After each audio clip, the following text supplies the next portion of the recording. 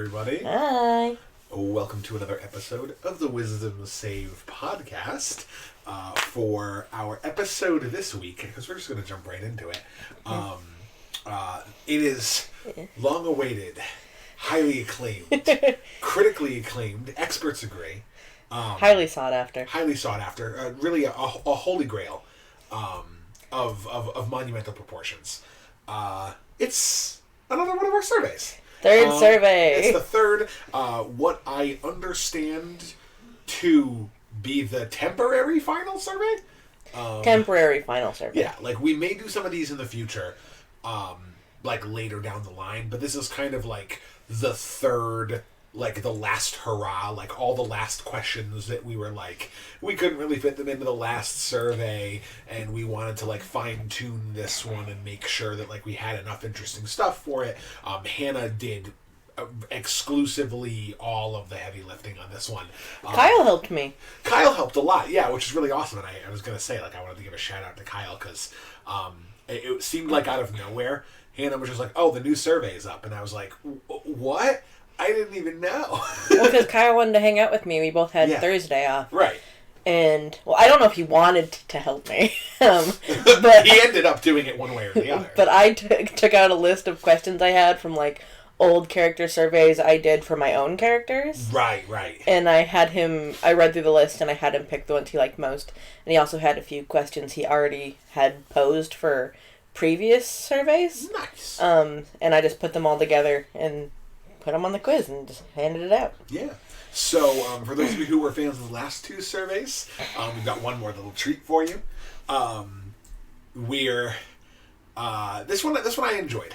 It was a little bit more like, it was a lot more like in the characters, like I think a lot less in the character's head, more kind of grounded in like the character's day-to-day life. I think like, I mean, there's still like a little bit of everything for these questions, but I like that it kind of showed us like, I felt like I was thinking more in this survey about like what my character does on like a day-to-day basis than in any of the other surveys, which I thought was a nice little like kind of a tonal shift that I thought was cool. Well, that's the thing too, is if we ever do surveys like this again, I'm thinking of trying to get more input from Kyle and Ryan on them. Sure. Just because I did like the way that this one like went. It's more in depth. I feel like it's going to be longer to explain because we said that about the last one and it was shorter. The thing though is I do feel like this one is going to be longer. Yeah, you're probably right. Just because we have a few Worm Tamers questions that usually I tried to refrain from doing really crazy ones for the Worm Tamers. Sure. Just because then we sit here for about an hour on question 1 talking about all 15 to 16 of the Worm Tamers. Right. But we just didn't do that this time. Yeah. So now we have a few different in-depth Worm Tamer questions. This one was also like organized a little differently. It was a little more Ravnica heavy. It's a little more Ravnica heavy because I've been in a Ravnica mood. Well, yeah, I mean, like, for those of you who don't know, like, the like, subtle mechanics of it, we play both campaigns.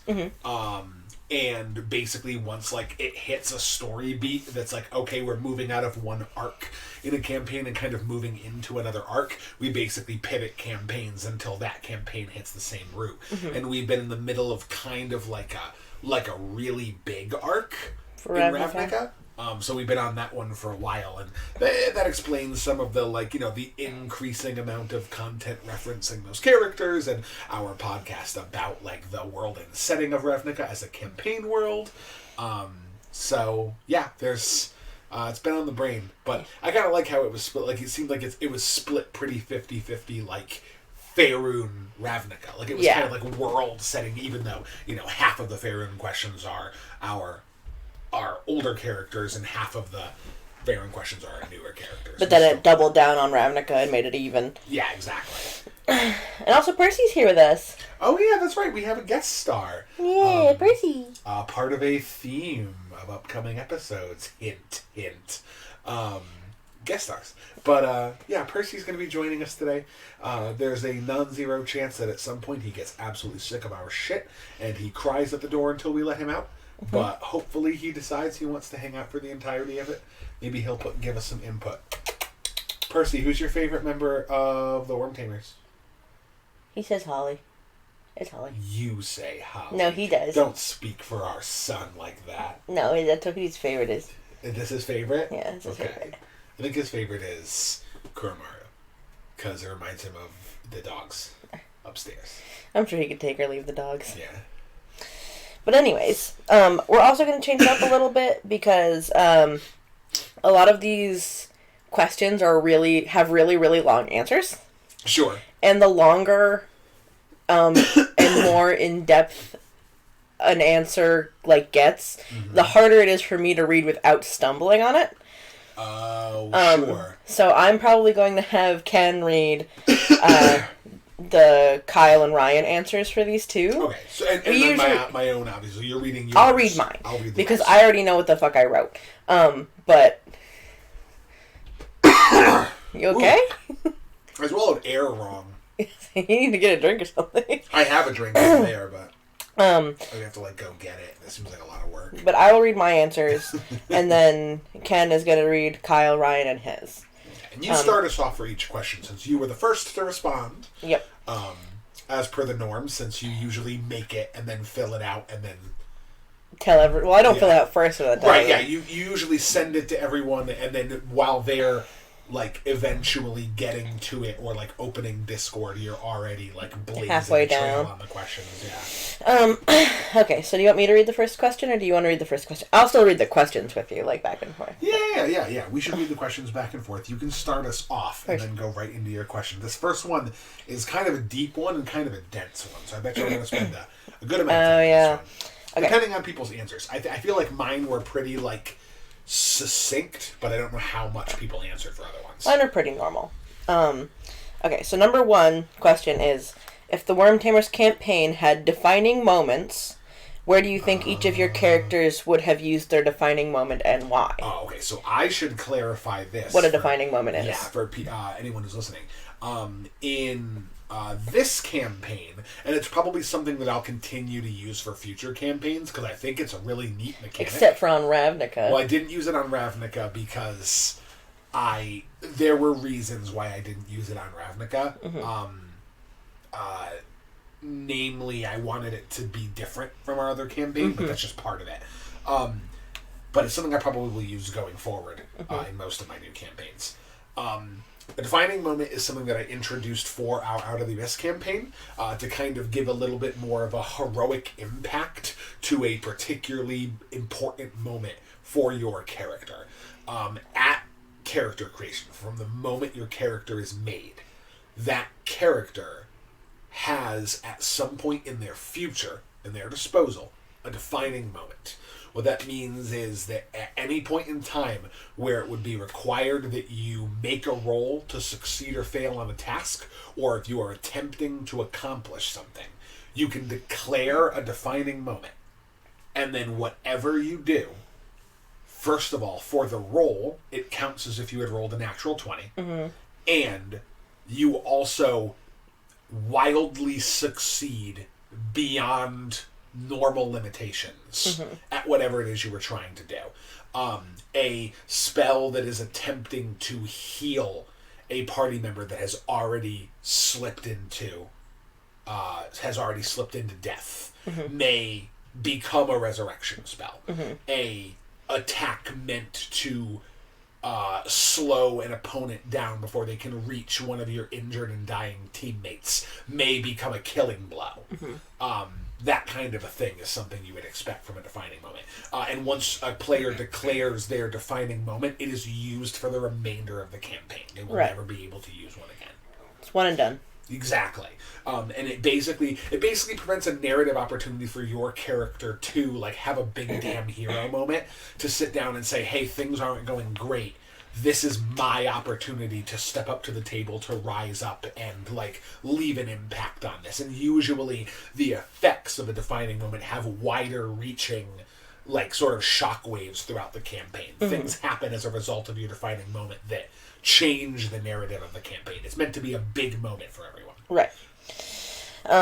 But we didn't have them in our first campaign, so the question is, if we did, where would your character have used it? Right, and it was for each of our characters, so we're going to go through everybody in the Worm Tamers. Mine is... Well, except for Sean's characters, obviously, but Sean didn't answer it. Mine are for Holly, Asher, and Raffi, but I'll start with Holly. Sure. Holly probably would have used hers to fight against Kistake when he invaded our village. Oh, yep. I figured that would happen. Her mom was in danger, and Lem was ultimately the one to save her in the end, even if Holly got to kill Kistake in the end. Right. While she did well in the fight, she probably would have used it there to save her mother herself and kill that fucker in a heartbeat. Yeah, I mean, there's a number of ways that could have gotten implemented, too, like a defining moment to, like, fire a piercing shot that breaks his concentration on the spell he was using to, like basically harm her when he was harmed. Like, he was kind of using her as a human shield. Yeah. To break that magical connection would have been, that could have been a big moment. For Asher, I said that one's tough because I feel like he already had a defining moment. Yep. When he was on the ship and he swung at the cannonball and actually, like, knocked it back like a baseball. Yeah. But if I had to pick something else, he probably would have used his defining moment to protect Luciano from the attack from Tiamat that burnt off his face. Oh, yeah, that was pretty fucking rough. Because then he could have stayed in the fight and foregone the pain that he went through. Oh, yeah, that left a lingering psychological scar. That was not pleasant. Yeah, he probably would have used his to... There's nothing else he would have really used it for. Yeah, it did feel like he kind of got one, though. Yeah, it did feel like he got one. Yeah. But that one he fucking earned. He did that on his own. Yeah, that cannonball bat was like... It was literally like, I want to try to, like, knock it away. And I'm like, you have a powerful magical weapon that's nigh indestructible. You won't necessarily snap your weapon if you try it, but how are you going to bat away a cannonball? But the dice had other things in mind. The dice said, bet. Yeah, with a absolutely absurd strength score like he had. Like, yeah, just go for it. He just decided the world would bend to his whim. Raffi probably would have used his defining moment to fight the king that attacked Highport with undead. Or maybe in Highport to fight the monsters and reattach Roderick's arm. Oh, yeah. Just to make a big, impactful impression on the people and sway their opinions toward Kilcollins in a positive way. Yeah, and that's the thing, is it like something like a defining moment like would have had a big impact. Mm-hmm. It would have kind of like shaken things up in that perspective. And that's a cool point though. Like I like the idea of Raffi, of all of them, being the one to use his defining moment to help others. Mm-hmm. Like that seems like a very that's very Raffi. Yeah, it seems like a very him thing to do. That's cool. I like that. That's a neat one. Yeah, alright, I'm curious to see what everyone else says. Yeah. Kyle's next. First off, he picked for Satanta. He said Satanta's defining moment was... Oh, he did more like what was their defining moment? Yeah, like what did he make? I think it's more for him. It's like what for him feels like that's the time he would have used it on. The effect that happened was like a result of him having used it. I see. He says Satanta's was probably winning the tournament, most specifically beating Geth in the semifinals. Okay. Their match was pretty intense. He then says, no, wait, I'm actually dumb. It was definitely 2-on-1ing that blue dragon. Oh, yeah. Wait, no. It was probably landing the Fey Queen Avelina as his wife. Fair enough. Sure, I mean, all of those, I don't necessarily, I think as the DM, I feel like it was probably one of the other two. Avelina was already quite charmed by him. Like, the source of his power came from this Fey who saw potential in this, like, young warrior, or this young, scrawny kid, and was like, I could make you into a warrior. Like, I know you can do good. You just need the strength to do it. Right. And so she gave it to him, and he just kind of became this, like, big, strong, heroic knucklehead. Right. Like, just a big, soft bundle of dum-dum. Yeah. And, like, she was already immensely charmed by him. But, yeah, any of those big fights, those would have been moments, for sure. Yeah, for sure. I think he could have picked that for. Unity's, he says, was also probably tournament related. He tossed in a hashtag Unity did nothing wrong, probably specifically to spite me. But she would have hoped Luciano understood and forgave her for everything that happened. And I feel like we don't get into the mechanics of that enough. Like, I feel like... We did talk about it on Thursday. Yeah, we did in person, yeah. Like, forgave... Unity for the shit that she pulled? Probably not. Understood? Maybe. Got over it for the most part. Yeah. I think. We just never really had a chance to like hash that out. Yeah, that just didn't really happen at the table. And then for Callista, Kyle says, Callista would have likely used a defining moment in making sure none of the cultists got away during the mission where her group had to reclaim one of the dragon masks. One of the higher ranked cultists did end up teleporting away. That was the blue dragon cultist. Yes. Yep. That was actually in the same, roughly near the same location. Callista's group was like maybe 15 miles away from where the blue dragon was currently fighting. That's why the two of them were near each other, because they were further in the woods. The blue dragon came and attacked you guys because that guy was fucking around. He also says her defining moment also could have been the Ballad of the Worm Tamers, which is basically a bard's song describing every character's defining moments from the whole adventure, which is in itself a pretty defining moment. That would have been nice. Yeah, that would have been a cool one. Like, not using it at all, and then at the end just being like, I want to use my defining moment to compose the greatest ballad of adventurers that has ever been composed. It's like, yeah, alright, I'll give you that. Okay, so Ryan's is next. And it seems like he did the same thing. Yeah, I think they kind of, because, well, they live together, so right. It makes a lot of sense that the two of them kind of had the same interpretation. I think we did it a little differently. He says, preface, I'm going to interpret this as what event was their defining moment, more than a what-if scenario. Mechanically, they would have used it there as well, because it was the moment. Fair enough. Geth. He says, I'll get the easy one out of the way first. Geth would have had his defining moment for an encounter with the cultists or with Tiamat herself. There you go. If there was a throwdown with the Fae, with the Faeans specifically, it would have been another good candidate.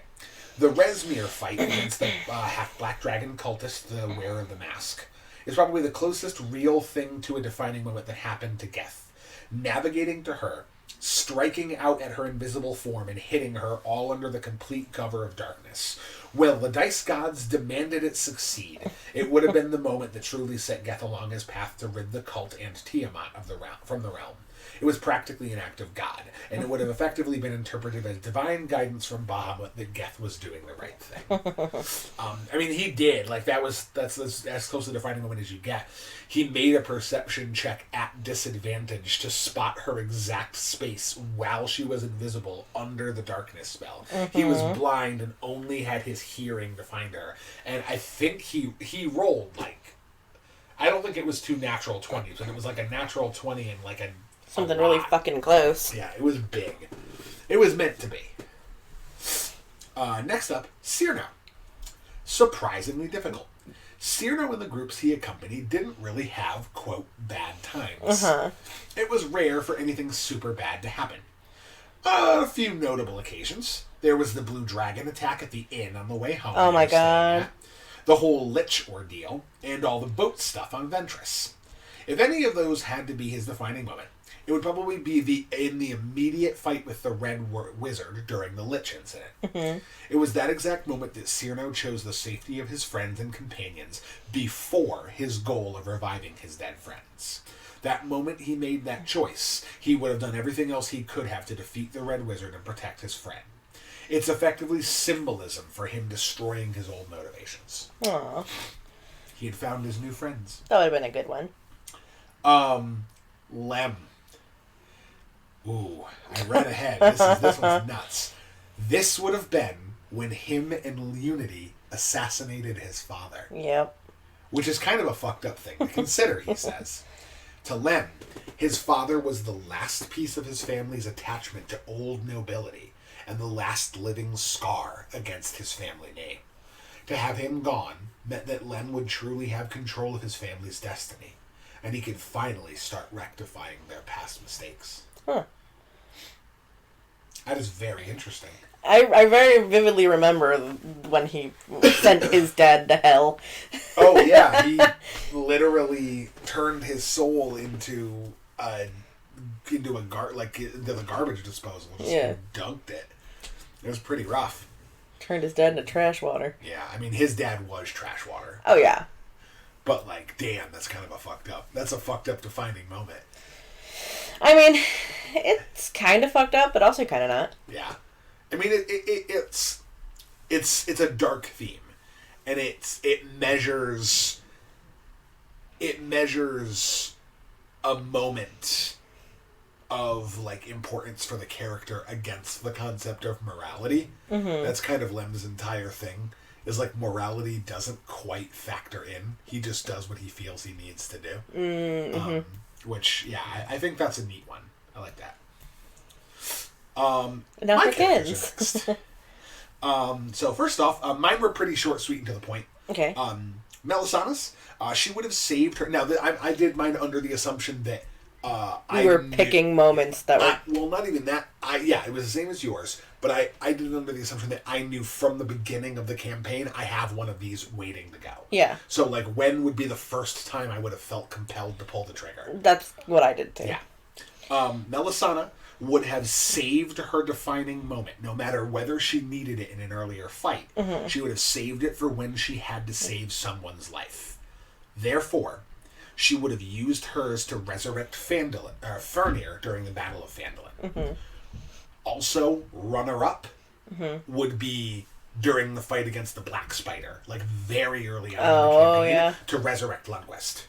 Oh, yep. Yeah, because she had that scroll of Revivify in her pocket. Yeah. If that had failed, it could have failed. If that scroll had failed, then she would have used her moment to make it work. Yeah, but I didn't because the scroll didn't fail, so I assumed when Fernir died during the Battle of Phandalin, that would have been when you actually needed it. I actually needed it, yeah. Luciano. He would have never used his defining moment. Mm-hmm. He would be too nervous to burn it unless desperately necessary. Therefore, he would have saved it for the final fight against Tiamat, and he would have used it to attempt to use his psionics to mind control her. Very fun. Yeah, because he wildly succeeded in anything you do, so he would have at least taken control of her for a little bit. And that could have been a perfect opportunity for him. I'm kind of glad that he didn't, because that feels like that maybe fucks up that fight a little bit. I see why it could have, but... Yeah, otherwise it wouldn't have been possible to do, because legendary resistances would just make it go away. Right. Kellen's was a little bit more boring, but like also kind of like the moment when he was at his most flustered. Yeah. He would have wanted a clean getaway from his bungle in the city of Thay. Mm-hmm. Which basically, he got Unity roped into it, and he basically tried to like attempt to outsmart and steal from the Red Wizards of Thay. Which, for anyone who knows anything about Faerunian lore, and specifically about the Thaens, is a really bad fucking idea. Yeah. They're definitely smarter than you, and they're also way worse people. That's why Azure is so concerned about it. Oh, yeah. He's like, don't fuck around right now. We made permanent enemies of them because of that little display. So he probably would have used his defining moment to avoid getting caught. Mm-hmm. That's really it. Like, nice and simple. Like, he would have realized, man, I really fucked it up hard. So I'm gonna let's just play the get out of dodge smoke bomb and run away. Like, that would have been his only play. Oh my god. Asher did the thing where you came back and he was sitting in the room with the lights off and you turned him on. He's like, well. Yeah. Well. If it isn't the consequences of your actions, you fucking idiot. You think I can catch you? You think they can catch you? I'm scared. Why is there a big man in my chair with a stick? Okay.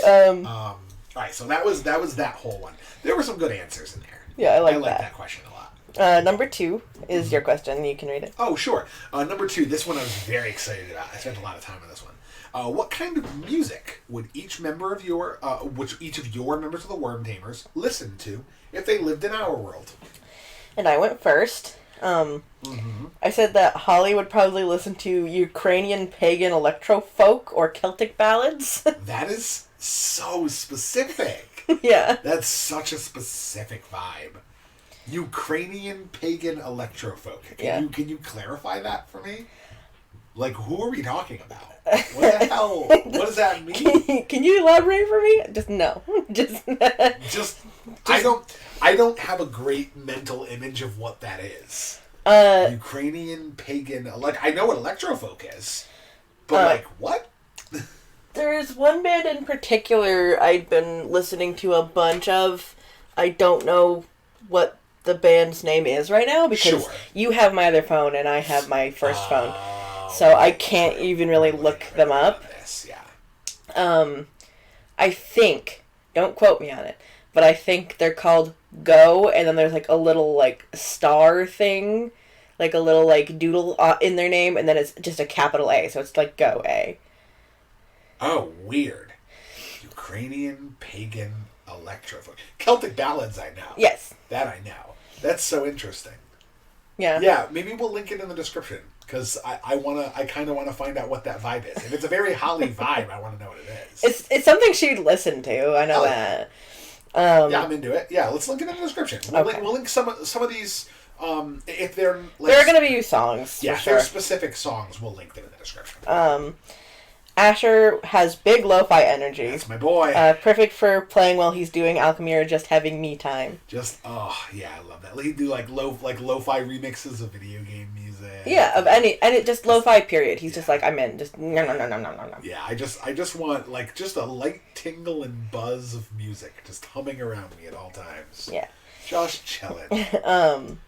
Asher is like, I have such a deep and foundational understanding of that man. Like, granted, he is a fictional character, but also like, I just get him. Like, me too, buddy. Yeah, he just wants to do things he likes and just be calm. Yeah. Which is so funny because he's a barbarian. Right. Yeah. He's one of the most. I mean, he's also an alchemist. He's one of the most interesting barbarians. He's cool. I like him a lot. Love that boy. I said Raffi would probably listen to like old 80s classics. Like, yeah. Like all those iconic songs you hear on the infomercials at 2 o'clock in the morning. Oh yeah, like all the ones where it's like, oh yeah, like the songs. Yeah, yeah. It, like plays like a series of love ballads. Yeah, like Raffi would be like, I remember that one. Oh, I like that one. He'd be like, oh yeah, I remember when that came out. I remember. I used to listen to Casey Kasem's Top 40s every Sunday night. Yeah. I wanted to see what all the new hits were. Yeah. Oh my God, he's just a dad. He's a dad. That's perfect. He'd listen to those songs. Yeah, it's dad music. It's a beautiful thing. All right, so Kyle's is next. Kyle says for Callista first, would definitely listen to moody-sounding female-led bands. I see. The Pretty Reckless, Flyleaf, and Nightwish, to name a few. Oh my goodness. I like. How many of those? I mean, how many of those bands are you familiar with? I know Flyleaf. You know Flyleaf? I feel like I know Nightwish, but you do know Nightwish. Yeah. They're melodic.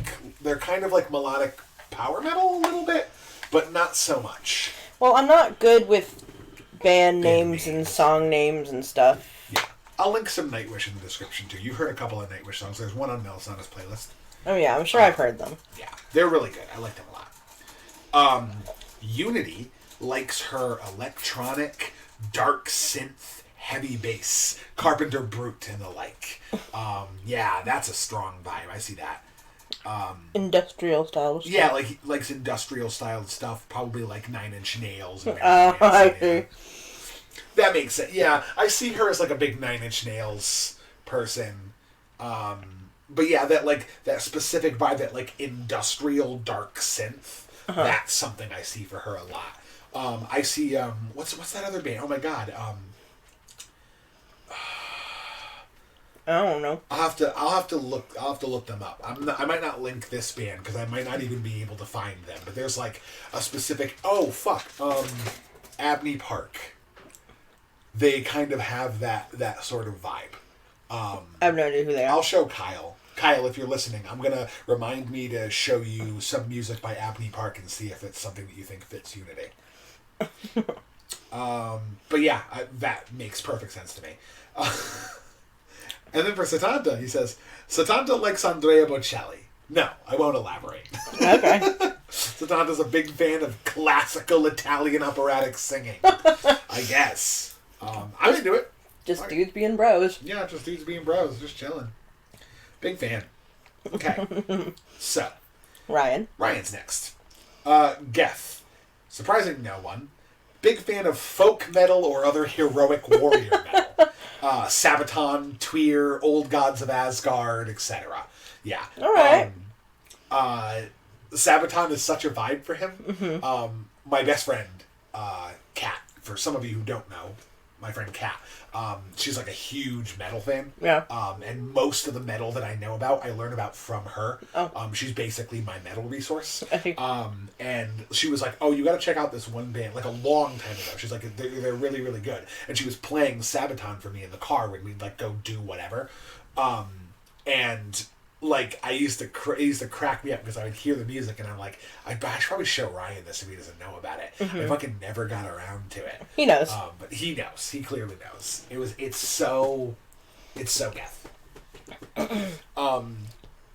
Cyrano likes musicals. Surprise. Yeah, big shock here. And he also would like rap and trap music. Oh my goodness.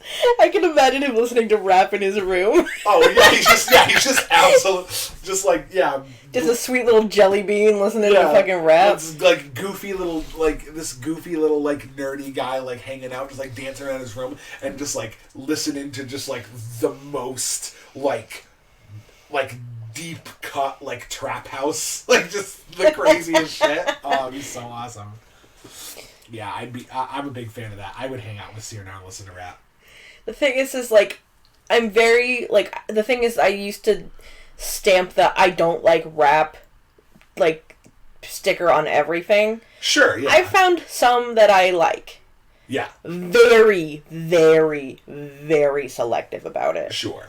Well, also, like, I feel like I used to be that way, because I'm like a white kid from suburbia who didn't know like what like I listened to like 2 genres of music until I was a high school kid. I decided to form my own opinions about things.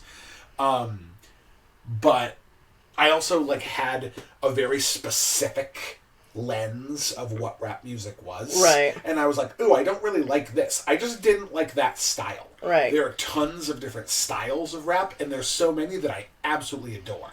I had a very specific slice of the pie that had some mold on it. And I was like, I don't really want this. I don't want that. This whole thing was bad. But it was just the one little part. Like, that's... I didn't like.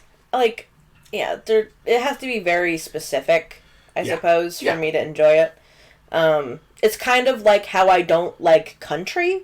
Sure. Except I do like country. Just I don't like country when they're only talking about their girlfriend leaving them and how they're sad and their dog's dead and like they drank until they died. Like yeah. Like the kind of country music where it's just like, oh, my girlfriend says she's going to leave me if I don't stop spending 12 hours a day fishing. So, I guess I better go get my fishing rod. And that's the whole song. And just leave her. Like, haha, yeah. Good song, I guess. Yeah, I love fishing more than I love my wife. Like, that's the whole song. It's a top 10 country hit. Yeah. That kind of shit drives me nuts. But there's so many country artists that I love. Yeah. It really just depends on who it is. Yeah, it's literally the same thing. Yeah. They both got the I don't like the generic version of you stamp, and but if I like dig deep enough into either genre, I'll find something I enjoy. Yeah, for sure. I am. It does make me curious though, because he just kind of wrote rap. What kind of rap do you like? I'm very curious what kind of rap Cyrano likes. I really want to know. I find that fascinating. I really want to know like what is. I mean, he clarifies it later. He says he likes trap. Yeah. So like that's a very specific style. Yeah. I just want to know if there's anything else. I'm like if he likes other types of rap. I want to just sit and chat music with Cyrano. I want to listen to fucking the Hamilton soundtrack and like some like absolutely grimy shit. Holly's got like such mom energy. I can see her like he's just listening to fucking hardcore rap in his room, and she's like, "What is that? Yeah, what's that hippity hop music? What's that hippity hop music?" Oh my god.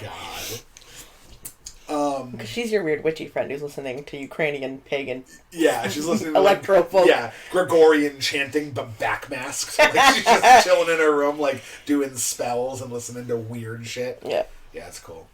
Lem, as well. Before we skip one, Len likes classical and progressive genres. Okay. Which are fusions of classical and modern musical composition.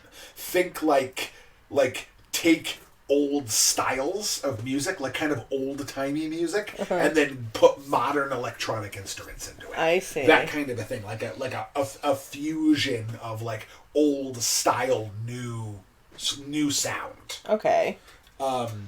Lots of dream theater, animals as leaders, actual classical composers that Ryan doesn't know the names of. I see. Are also on that list. Dream theater is definitely one that I see for Lem. That's a band that makes perfect sense for me. I need to hear it because I Good luck. Most of their songs are like 12 minutes long. I didn't say it the whole time. I just said I need to hear it. Yeah. Because I don't know if I've ever wandered off into that before. We're gonna listen to some of these afterwards. I think, for sure. I feel like that's gonna be true. Yeah, help us get a better sense of it. On to mine. Yep. Melisana, in keeping with her island time style, she's a big fan of sea shanties and cottagecore vibes. I see. Lots of monsters and men and hush sound. That kind of like feel and sound, those two bands in particular as well. She also is a big fan of girl power music and very sad love songs. Oh my goodness. She really likes sad love songs. She's like a big fan of like sappy stuff. Yeah, like pretty much anything Adele's ever written. Oh my goodness. It's just huge fan. Huge Adele fan. I see. Luciano, he loves pop punk and theater music. All right. Music with production, drama, and flair. Something that makes the room shake. Luciano is the guy that gets drunk in the party and then goes into a 35-minute tirade about how Bohemian Rhapsody is the greatest piece of music ever made in human history. Jeez. Yeah, he has notes about it. He'll pull a notebook out of his jacket pocket and be like, "Here's why. Look, I have a whole paper in here." Like, I wrote a research paper. Oh my goodness. About why it's the single greatest feat of musical human achievement. He's all about the production value. The more dramatic the song, the better it is. Of course. He's a big, like if he's looking for, like, low-key vibes, he's a big, like, Panic at the Disco guy. Oh my god, yeah. For low-key?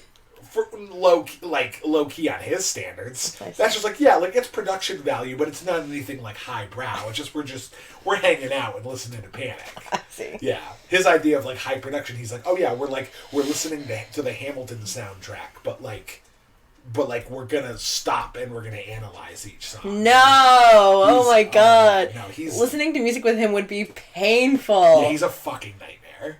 I love that boy. I'd be like, you need to leave. Yeah. After he stopped it twice, I'd be like, you need to go home. Yeah, it's like, you're done. We're done. Go home. Kellen's was my favorite answer to this question. Okay. On the face, he'd be really into hardcore rebel music, like Rage Against the Machine.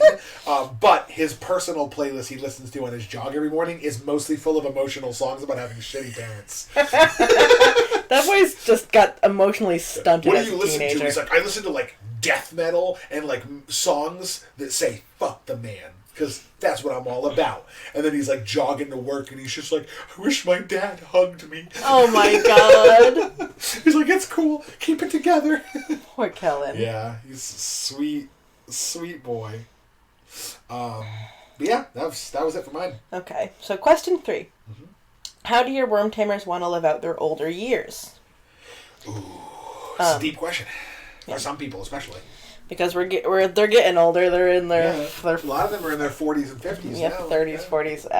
Rafi's 50. I don't know how old. Rafi's 60. 60. Yeah.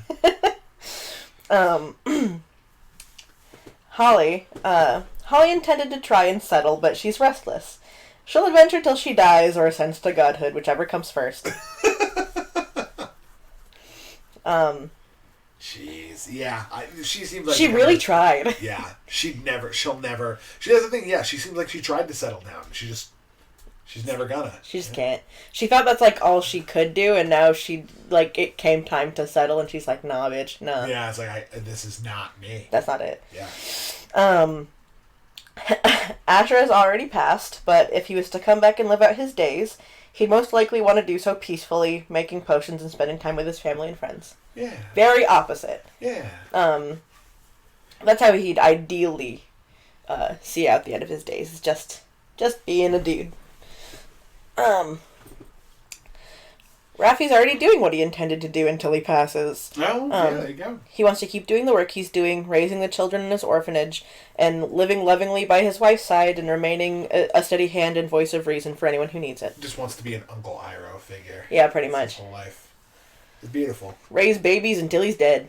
Yeah. That man can't stop adopting babies. Yeah, he's like a dad in every way, and he needs that to be a part of his life. He needs to be a mentor to someone who needs him. Yeah. It's a beautiful thing. He's very sweet. Okay, so for Kyle's characters now, Satanta. Satanta would like to keep being a hero of legend as long as his body can, and either die in glorious battle, or live long enough to see his daughter following in his footsteps as a force of nature herself. Dying of natural causes isn't really on the table for what he imagined going out as like. I could imagine that. He's not the kind of guy to get sick. He'll find out he's like terminally ill and he's like, well, time to go fight big titans until they kill me. Yeah, right. Like, I'm not going out. I'm not going out with a sniffle. Like, no fucking way. Forget that. Yeah. Don't go out with a whimper. Yeah, absolutely. Callista wants to run a theater house and put on plays and shows and occasionally perform herself. And maybe even have Noire take over when she's gone, if she'd like. Be one big happy family. Aw. That's very sweet. That'd be nice. Yeah. Unity wants to spoil Caelia and be a good mother and teach her everything she needs to know to survive in the harsh world. Only the big difference now is that she's fucking rich and married to both a man who loves her and has strong noble titles, meaning Caelia would be able to do literally whatever she wanted. The complete opposite of Unity, who was forced to adapt and go with the flow and sacrifice any means of a normal life from an early age. Unity probably wouldn't mind just dying of old age, surrounded by loved ones. Just leading a simple life. Yeah, that makes sense. She doesn't want all that excitement. She had it. She was forced into it her whole life. Yeah. She just wants to take it easy. Just spoil her kids and live out life. Yeah. I respect that. That's how I want to go. Chill through life. Absolutely. Geth. Fighting against Fae until it doesn't exist. Well, that's a paladin for you. That's how he wants to die? Oh, that's how he wants to live out the rest of his days. Yeah, just fighting until it is gone. If he lives through that ordeal, then he'd probably pick up mentoring and training other paladins in service to Bahamut. That said, if he found another worldly evil to fight against, he'd be for the first in line to end their asses. Effectively, Geth wants to be fighting or training other fighters until he can't physically lift a weapon anymore. In his mind, he needs to be ridding the world of evil or preparing the next generation to fight evil at all times. If he's ever satisfied that he is done with that, and that's air quotes, I guess he'll hand off the Holy Avenger to the next suitable candidate and go find a quiet corner of the Golden Fields until he's needed. That's sweet. Yeah, he's like I gotta make sure everybody's ready to fight against the monsters. Well, especially because he's such a impactful character. It's like, if he's not there, what do they do? Like what do you do? Like, he's like, I'm the champion of Bahamut. I need to be there. Yeah. Like, I can't just go sit down. Yeah. Yeah, makes sense. Until he finds someone who's actually good enough He had like 7 conditions on I get to retire, though. Yeah. Like, it's like, I'll retire if this happened and this entire civilization of evil archmages is burned to the ground, and also there is no more ineffable evil, and also all of the children of the next generation are trained to face the future ineffable evil, and also no one needs me right now for anything else. Let me just double check to make sure anybody in the world doesn't need me. Anyone? Yeah, anyone. Okay, I'm going. All right, I'm going. Did I hear you say my name? Wait, yeah.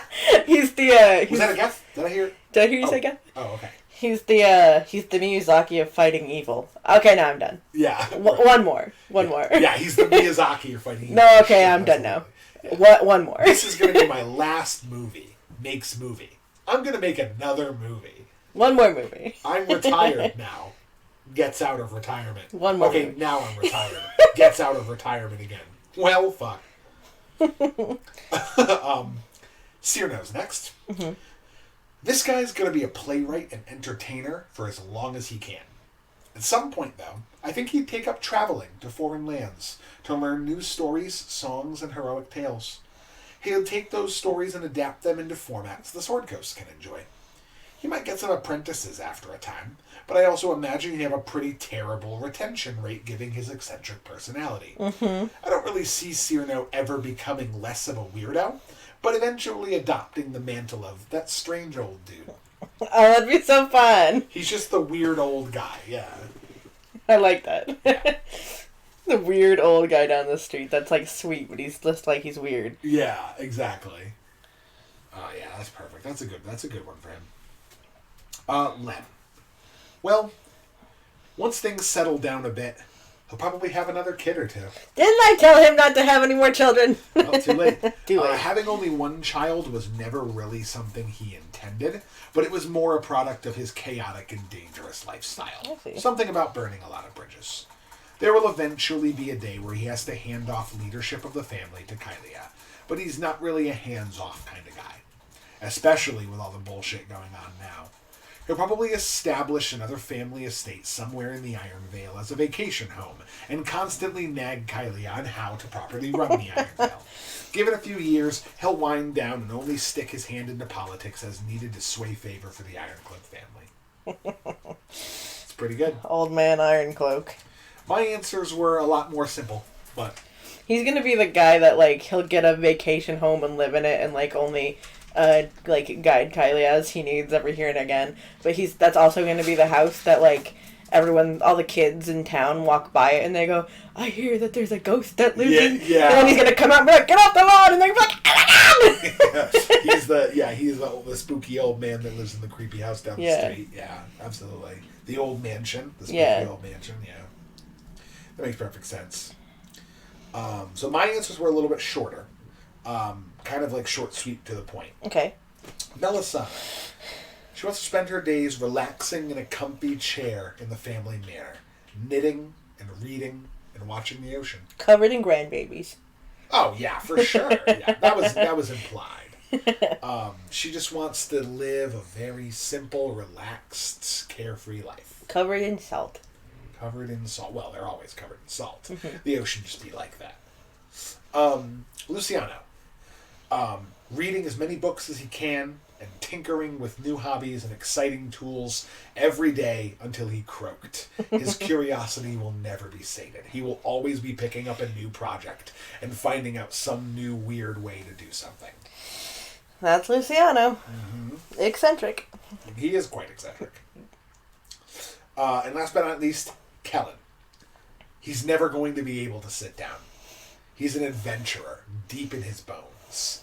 He won't get old, either because he dies or he discovers immortality first. He wants to keep adventuring for as long as he can. Fair enough. Yeah. I feel like, especially with his proximity to Holly as well, the two of them are going to instigate the shit out of each other. Yeah. And eventually the two of them are just going to run off and go fucking do something. Like, Kellen can cast Plane Shift. Like, the two of them are just going to go fuck off and go travel to some other world. Because they're like, we're bored. Like, I'm bored. My kids are annoying. Do you want to go to the plane of fire? Yeah, like my kids are... Well, let's just go see if we can survive it. Like, let's just see. My kids are old enough to take care of the village now, so they don't need me. I'll just go. Yeah, exactly. Like, he's just gonna be like, come on. Did you ever want to just go ape shit? Like, yeah. I love how... Kellen's the instigator. I love how it's going to turn, though, because Holly used to fucking push the shit out of Kellen when they were younger. Yeah, true. He'd be like, oh, I don't know if I should do this because I'm a little boy. And Holly's like, go fucking crazy. Yeah.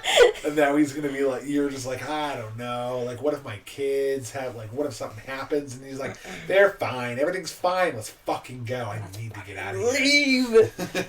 Yeah, absolutely. Yeah, it's perfect. Okay, your turn to read the question 4 in our final Worm Tamers question. What makes your Worm Tamer the most proud? Okay, so for me, not surprisingly, for all my characters, I think they're pretty family-based. Yeah, that seems to be a running theme for all 3 of your Worm Tamers.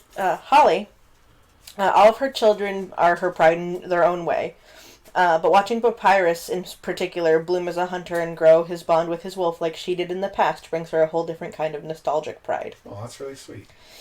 For Asher, he's proud of his entire family and his children, and the world that they've built together. But seeing Ivy's interest in everything that he does,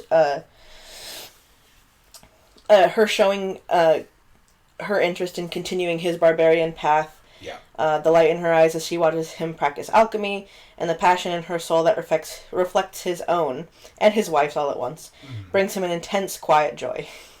Oh, so he watches her just kind of do her thing, and he's just yeah, that's it. Yeah. There she is. She's a little me. Yep, I really did that. Yeah, that's so sweet. Well, especially because he's the last of his clan. Right. He used to be part of a bigger barbarian tribe. And she, on her own, was like, I'm going to continue that tradition because nobody else is going to. And he thinks that's nice. That's very sweet. Raffi, his clan is one of his prides, and all of his children are his pride and joy. The clan's togetherness and strength, as well as the strong, smart, and willful adults that Holly, Rowan, and Kellen have become are his pride and joy. He counts Kellen as one of his children? Yeah. Oh, that's so sweet. They bring him a burning pride. Yeah. I mean, he really did father that kid. He, adopted Kellen. Yeah, for all that. Not officially, but but in a mentor role, for sure. Yeah.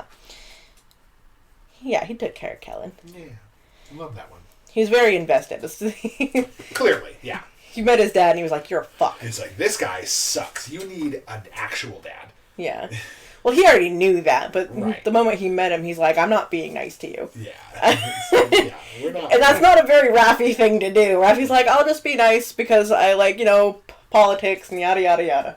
Right. Yeah, he's like, oh, nah. He's like, I'm not being nice to you. You don't deserve it. So for Kyle's characters next, he says, nothing moves Satanta more than being able to let out a loud, soul-filled cry of victory. Both arms in the air, tears streaming down the side of his face after a long-fought battle in defense of the innocent. And he hopes that Skaha, his daughter, will one day be able to feel it herself. Callista is most proud of anyone who chooses to do something selfless for the greater good. She's like, aw, it's for the best. Oh, you did so nice. Yeah. You're so nice. You're so good. Yeah, she loves that. She's a softie like that. Unity is most proud of whenever a plan comes together and great things are achieved. Think before you act. Follow through with the plan. And when it works, enjoy a nice glass of wine. Make sure it's not poisoned. Well, she's the one doing the poisoning. That's how the plan works. Geth. What makes Geth the most proud? Jumping over to Ryan's characters now. His encounter with Bahamut, marking him as the earthly avatar of the Platinum Dragon. Yeah, the finale of our campaign. that's gotta trump everything. Yeah, I mean, he's a knight of Bahamut who slayed the living avatar of Tiamat as she manifested into the material plane. By that point, it's like, okay, you're pretty much the guy. Like, the whole religion of Bahamut is about making sure Tiamat doesn't get too uppity. Like, you did the religion. Congratulations, you succeeded. It's quite possibly one of the few things he holds in higher regard than slaying Tiamat herself. Was, the boon from Bahamut. Yeah. Honorary mentions. The scar on his heel from the knife fight with Satanta. Oh my god. The knife edge brawl. And his daughter following in his footsteps. That's fair. For Cyrno, his proudest moment is saving the souls of his friends and having them reincarnated. It was his goal for a very long time. And there's also bonus points for not also committing lich-based atrocities at the same time. There are other things he's proud of, but that one he keeps close to himself. Aw, sweet. Lem. In the immediate context, it's his work he's done to rejuvenate the Iron Cloak name and set it along a more right path. However, I'm going to cheat a little on this one. It's definitely going to be Caelia's adventuring and feats that make him the most proud. For a kid that he never had enough time for, who spent their time reading books and picking on other people, he never would have imagined she had the strength to survive what she'd been through. Yeah, she's an Iron Cloak, and Iron Cloaks are headstrong and capable of whatever they set their mind to. But surviving an onslaught of demons and slavers in the Underdark is a whole different thing. The fact that she did this without any real survival training or protection is going to make him one hell of a proud dad. That's sweet. Yeah. He really does love that child. Of course he does. Yeah. Because she's his. Yeah. And anything that's mine is great. Now, if there's anything, it's evidence of the fact that Lem has, like... Softened up. Yeah, like, for sure. And tried his very best to, like, become a good dad. It's hard, but he's doing his best. Hey, he's doing better than some other dads we know. He's doing better than a lot of dads. For my characters, Melisana. Honestly, she's most proud of seeing her daughters grow up to be the wonderful young women they are. Very sweet. Especially with Aria. She admires different things about her daughters in different ways, but I think the thing that's going to surprise Aria the most is how much Melisana is proud for her for eventually just, like, choosing, hey, I know this is the life you guys expected me to have, but it's not the life I want. Mm-hmm. And, like, reclaiming that for herself and being her own person, that's going to make Melisana really proud. Well, because Melisana didn't do that for herself. Something she always wanted to do and just couldn't break free of it. Mm-hmm. And, like, for her daughter to turn around and be like, no, like, this isn't what I want. I have to go explore the world and do my own thing. Mm-hmm. She's going to love that. Luciano. He is most proud of his wife's abilities. She doesn't really give herself a lot of credit. Mm-hmm. And his family that they built together. She helped make a beautiful life for them, and he would never trade anything for it. He didn't expect to be the kind of guy who's just like wife guy, married at home, being a dude. But like he ended up there and wife guy being a dude. Yep, he's wife guy now. Last but not least is Kellen. Kellen is most proud of his growth as a person over the course of the adventure. He was a boy shackled by his oppressive father and his dispassionate mother. Mm-hmm. Realizing he was strong enough to break that cycle and become his own person was extremely empowering for him. Yeah. Yeah. Probably helped that we all threw shit and rocks at his dad and we're like, no, Kellen's a good boy. Yeah, and everyone was like, what the fuck? Yeah, so that was that. That's that for Worm Tamers. We'll move all the Worm Tamers. We'll move into our dog Valkyries. They're children. More songs. I loved how many music theme questions there are. I'm always a sucker for music theme questions. What song would be your Dawn Valkyrie's character theme song?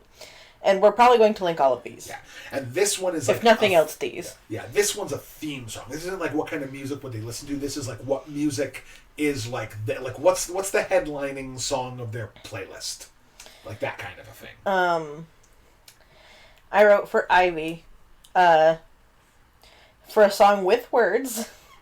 It'd either be "Shelter" by Porter Robinson. Oh God. And Madeon. Right. Or 6 Feet by Patent Pending. 6 Feet makes sense. They both make sense, yeah. But you need to... the first one, you wouldn't assume at first is, her theme song. But, watch the music video and you'll probably... Yeah. That's what I was about to say. Like, one of them is a weird one. Like, Shelter seems like a weird one, but the music video is, it's a metaphor for her relationship with Asher. Yeah. Well, that, and it's yeah, it makes sense, but you, have to actually, listen to it. If you, just had it on and you're like, this is weird, I don't know why this would make sense.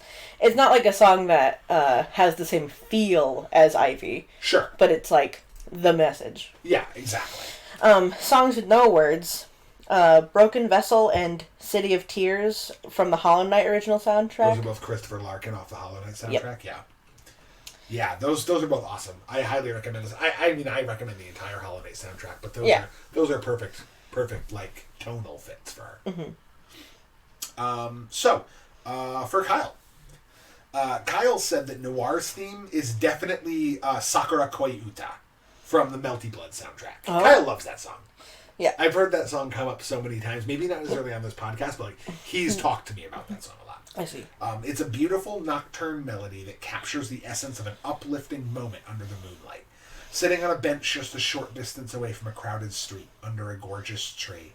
In this specific case, it's a sakura blossom tree with the petals following around her. If Noire was an instrument, she'd be a piano, and the piano is the most prominent instrument in this song.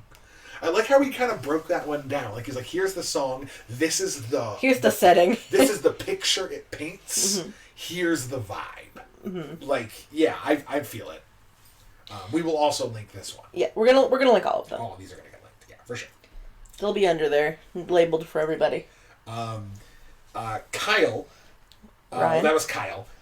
Ryan actually made a reference and said, not gonna lie, when we were doing theme song stuff last time, Kyle nailed this one. And he says that Caelia's theme song, because this was before I think we did one where we were like, what would be the theme song for like all of the other... I think it was Ravnica characters last time. Yeah, for the Ravnica characters, yeah. Ryan says that Caelia's theme would be Light and Darkness from Yakuza 7, like a dragon. Yeah. I see it. I don't know if I've heard that one in particular, but I will after this. I believe it's the one I'm thinking of. Either way, we will hear it, because, again, it's going in the description. Last but not least, for Aria, I said her theme song would either be Will I Find My Home by Juniper Vale and Vian Isaac. Oh. I always can't get that name right. I love Juniper Vale. Yeah, Will I Find My Home is perfect for her. It's on her playlist. I've added it like relatively recently. But the other song that's totally her is actually Cardigan by Taylor Swift. I remember that one. Yeah. That's so her vibe. T-Swift. Yeah, T-Swifty. Oh, and also, while we're here, a little endorsement. Literally both of Taylor Swift's most recent albums, those fucking Cottage Crumbs, slap. Strong Aria vibes. Love that shit. Big fan. Killing it, T-Swifty. Swifty. Yeah, we're close, so I can call her that. Oh yeah, you guys are on a first name basis. Yeah, we're like buds. Okay. Yeah, no, all of those songs are vibes, for sure. I feel it. I'm sure they all fit very well. Yeah. And the only reason I don't say I know they fit very well is because I haven't heard Caelia's or Aria's songs. Or Caelia's or Noire's songs. Yeah. But I'm sure they're beautiful. Yeah. The one for Noire, we'll play it and you'll be like, oh shit. And I'll go, oh yeah, that song. Yeah. Kyle's definitely brought that song up before. See, that's the thing, is I love all these music-themed questions. Yeah. But I hate that I don't... Like, I need to go and read the music questions ahead of time and listen to the songs. Oh, sure. Because I'm so bad at names to faces, like bands to band names to bands and song names to songs. And I've had a couple in past episodes where I'm like, I don't really know that song that well, but I think I get what you're talking about. This one I happen to know, but... Okay. Question 6. We are less than halfway done. Oh, yay. It is going to be longer. Yeah, we knew it was going to be longer. What one major thing does your Dawn Valkyrie want to accomplish in their lifetime? This one might have been yours to read, but I read it anyway. It's yours now. I took it. That's okay. Ivy wants to bring her dad back. She knows his death was some fuckerdly business and wants to correct that issue. I love that. She wants to bring him back, and she intends to make it happen. Mm-hmm. She also wants a family of her own with Aria once all this chaos is done with. But first, she wants to travel the world and find where they belong to start their own family. Oh, that's very sweet. She has one goal and then, like, a settle down. Which is so weird, because, like, she probably won't actually settle down. Yeah. Like, Aria won't settle down either. Like, she's not gonna sit still. They're gonna find, like, I think, like, the real gist of it is they're gonna find where they're needed. Yeah. And potentially start a family. Yeah. But they're gonna be doing shit the entire time they're there. Yeah, for sure. Like, they're not gonna actually just, like, oh, we're just gonna sit in this house and do nothing. They're gonna raise hell. Oh, yeah, absolutely. I'm excited about it. Mm-hmm. Kyle says, Noire wishes to use everything she has to change the world for the better. She knows it's naive and probably impossible, but if she can keep doing good and providing good examples and getting rid of sources of corruption and bad people. She can keep feeling good about herself. She can't sit idly, ever. Not when she's developed such skills and abilities to really do something. That's the real catch, is this entire group is just going to adventure forever. Well, yeah, because that's the thing, we got thrown into it and we realized, fuck, we're actually really good at this. Mm-hmm. And we make a real difference in people's lives. Mm-hmm. Well, now what the fuck do we do? Well, now what do we do? There is something interesting that Kyle put in here, and I think it really gets at Noire's character, where he says, as long as she keeps doing good and being a good example and getting rid of corruption and bad people, she can keep feeling good about herself. But if there isn't anything for her to measure herself against, she can't feel good about herself. That's the implication there. Noire has a sort of parasocial relationship with good deeds, where it's she seems to not think that she's a good person, and can't be a good person unless she's constantly doing good things. Well, I really zoned in on the bit where she's she wants to keep making the world better, and she's she knows it's naive and impossible, and I feel she gets that. I mean, she might already have had that in the back of her head, but I feel she had embraced that much more in the beginning of the campaign. Yeah. And I feel through Ivy, drilling into her head that she's being naive and immature, and, she's not everything's all peaches and cream. Right. I feel she's, internalizing that, and I feel bad. Yeah. Noire is very much a sponge for the emotional state of the people that she is around. She absorbs a lot of that and really internalizes it. Yeah, unless I'm reading it wrong, but, I feel she was much more willing to believe that you could save anybody no matter what, earlier on, before the campaign. She had a little bit more of a hero complex, and it makes sense. I mean, her mother is a fantabulous storyteller. Mm-hmm. Is fantabulous a word? It is now. Yep, I decided. Yeah, I think that's perfect, though. For Ryan, Caelia wants to find a way to help her mother and father run and protect the Iron Veil, but in such a way that they can all spend time together. Seeing as her knowledge of things demonic and devilish has been instrumental in saving herself and her friends in the Underdark, she'd want to establish an organization that specializes in fighting demons and devils. With the right tools and knowledge, this group would be able to help her father and other cities defend against these entities. It'd be a canonical, Belmont/Helsing organization. Bitch, you're our friend? Oh my god, how embarrassing. Yeah, she definitely thinks you're her friend. No, we are. I was just doing the a spin on the, oh my god, babe, you have a crush on me? How embarrassing. Oh my god, Caelia, you think you're our friend? Oh, jeez, really? You think I was his friends? Wow. And here I thought we were enemies. It's beautiful. No, I love it. Yeah, I think it'd be fun. I think it'd be really neat for maybe in 10, 20 years down the line, there's an organization of blood hunters or something that are demon and devil fighters. Demon hunters, yeah, it'd be so fucking cool. Led by her, it'd be dope. For Aria, I said Aria desperately wants to travel to at least one other plane of existence and explore there. She is fascinated by other worlds and wants to learn their culture. The Feywild and the Astral Sea are two that she's most excited about. Feywild I can get with. Yes. Astral Sea is oof, girl. There's whole civilizations that live on the back of floating chunks of dead worlds in the Astral Sea. I hate that. Yeah, she wants to go see what that shit's like. She's let's go. There is untold secrets of the universe. Ancient peoples from worlds long dead that no one knows anything about. Can't we just go hang out with some fairies or something? We can do that first. She just really wants to go to the Astral Sea. Oh no. Yeah, she's really into that shit. She's super excited. Yeah. Okay, you can read this one. All right. Another Dawn Valkyrie question. What is your Dawn Valkyrie's idea of a perfect day? Okay. So cute. Ivy's idea of a perfect day is one where she wakes up early, gets in training with Aria in the morning, followed closely by having a breakfast full of delicious food together, some tinkering with her alchemy kit, and a bath with everyone in a hot spring. Oh, everyone chilling in a hot spring.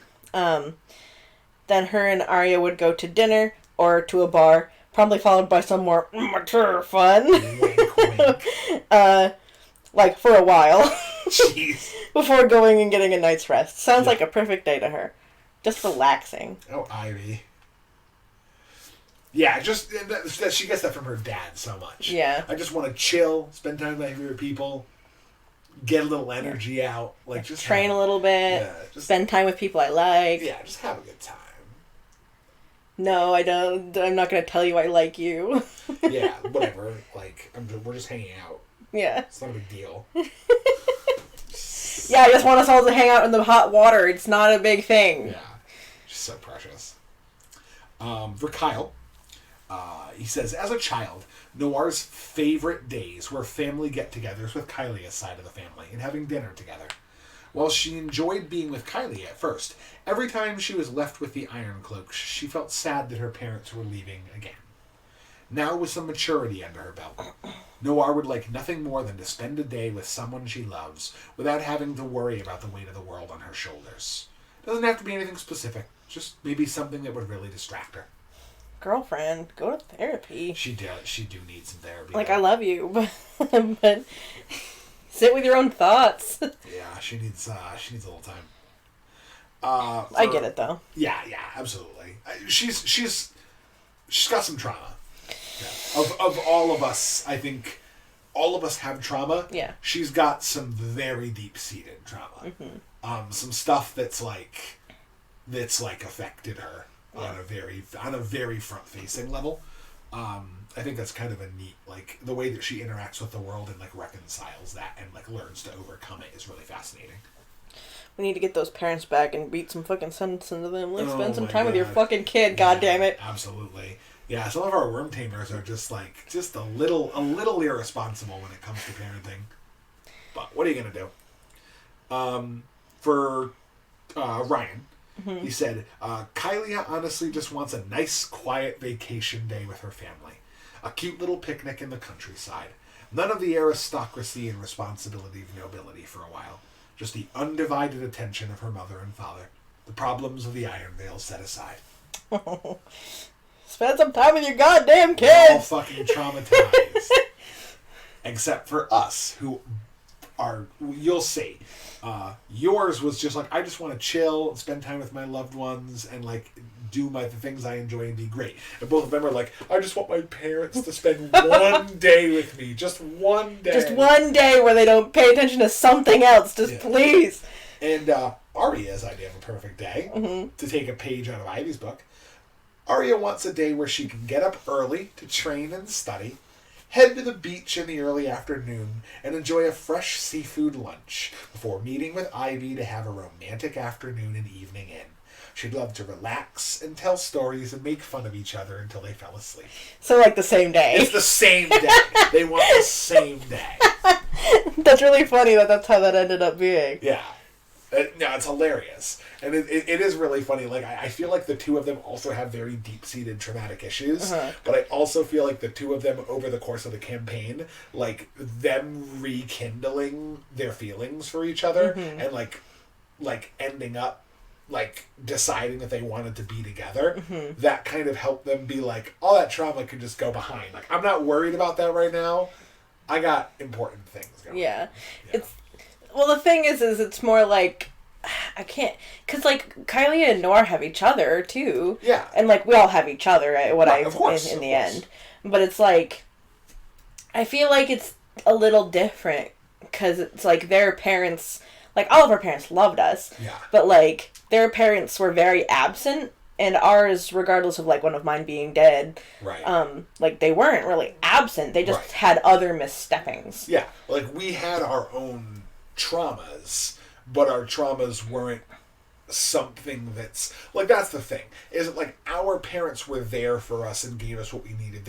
There were some mistakes made along the way and some things weren't perfect, but we mostly learned like how to be like a person without them because they were present enough for us. Right. And so when they disappeared, we were like, okay, we know how to handle this. Yeah. But for both of them, they spent their whole lives where the most important thing to them was just getting their parents to pay attention to them for 24 hours. And neither of them ever got it. And then their parents disappeared. So now that might not ever be a thing. Yeah, they may never see them again. So it's like it's fixated in Caelia and Noire's minds in different ways, but it's the cornerstone of their minds. And of course they're thinking about that. Whereas we kind of we had time to move past that and like as much as we'd like to see them again, it's like it's not as instrumental in our... Yeah. It's not something that feels unresolved, like an itch that won't scratch. Yeah. Yeah. Makes sense that the two of them had very similar experiences, and the two of us had very similar experiences. Yeah. Do you want to read 2 in a row since I did? Sure, I'll read 2 in a row. Okay. Number 8, and this is the last of the Dawn Valkyrie questions. All right. What can make your Dawn Valkyrie smile, no matter how angry or upset they are? What's something that can make your Dawn Valkyrie upset or angry, no matter how happy they are? Okay. For Ivy, I wrote, smile no matter how upset they are? That's gonna be really fucking tough. Nothing except Asher comes to mind. He always knew exactly what to say, when, and how. He never tried to fix things he knew he couldn't fix for her, and instead supported her with action instead of sugar-coated words. She always appreciated that, and he could always make her smile in the end, whether it was immediate or later. Yeah. And he would never, promise to fix things he knew he couldn't. Yeah. He wasn't like, oh, it's going to be okay, because it's he doesn't know if it's going to be okay. Right. He's just going to try and make her feel better about it. A lot of things can snap her into anger or upset when she's happy, though.